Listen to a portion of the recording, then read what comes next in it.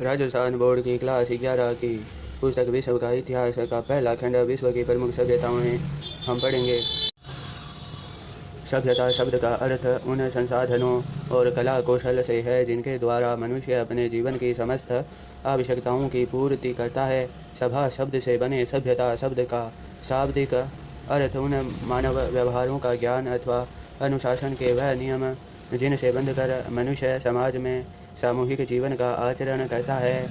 सभ्यता उपयोगिता मूलक सामाजिक अनुशासन है जो मानव को पशु से अलग करती है।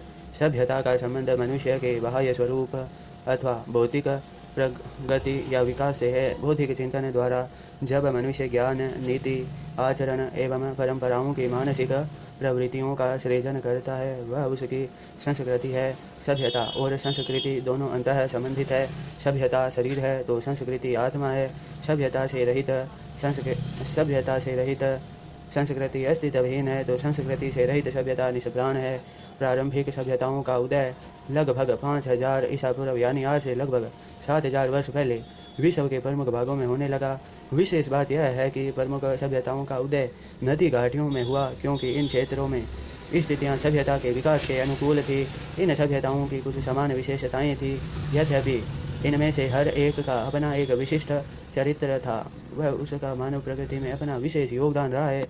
आदि मानव का इतिहास सृष्टि की उत्पत्ति और मानव जीवन के अवतरण की कहानी अत्यंत रोचक है। 1 अरब 85 करोड़ वर्ष की आयु वाली इस पृथ्वी पर करोड़ों वर्षों तक परिवर्तन होते रहे हैं। जलचर रेंगने वाले उड़ने वाले अंत में स्तनधारी जीवों का शने शने उदय हुआ। स्तनधारी जीवों से विकसित मानव पूर्वज बिना पूंछ के बंदर के समान निर्वस्त्र कंदमूल फल खाता था।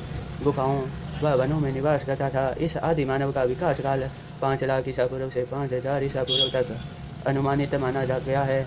इस युग को हिमयुग कहा गया है। आदि मानव के विकास की इस दीर्घ यात्रा काल को प्राग ऐतिहासिक काल कहा जाता है। हाथ वाणी विचार इन तीनों शक्तियों की महती भूमिका आदि मानव से मानव बनने में रही है। उपलब्ध अवशेषों के आधार पर मनुष्य के प्रगति काल को पाषाण काल और धातु काल में विभक्त किया गया है। मानव प्रगति की कहानी को इतिहास कहते हैं। लिखना सीखने के पहले भी मानव इस धरती पर लाखों वर्ष रह चुका है। यह सुदूर अतीत जब मनुष्य ने घटनाओं का कोई लिखित विवरण नहीं रखा प्राग इतिहास कहलाता है। उसे हम प्राग ऐतिहासिक काल भी कहते हैं। जहाँ प्राग ऐतिहासिक मनुष्य रहते थे वहाँ के उत्खनन में पुराने औजार मिट्टी के बर्तन रहने के स्थान तथा मनुष्यों और जानवरों की हड्डियाँ मिली है। इन चीज़ों से मिली जानकारी को एक साथ जोड़कर विद्वानों में एक विवरण तैयार किया था। इस विवरण से मालूम हुआ कि प्राग ऐतिहासिक काल में क्या घटनाएं घटी और मनुष्य कैसे रहते थे। अपने विकास काल में मनुष्य ने साथ साथ मिलकर रहना तथा प्रकृति में पाए जाने वाले फलों तथा शिकार की खोज में एक साथ जीना सीखा।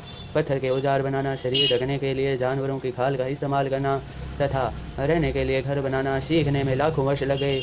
उसने बोलना आग जलाना सीख लिया, किंतु इसके उपरांत भी वह शिकार करके मछली मार के तथा प्रकृति में पाए जाने वाले भोजन को इकट्ठा करके ही जिंदा रहता था। आदि मानव के विकास के इस काल को पाषाण युग कहा जाता है।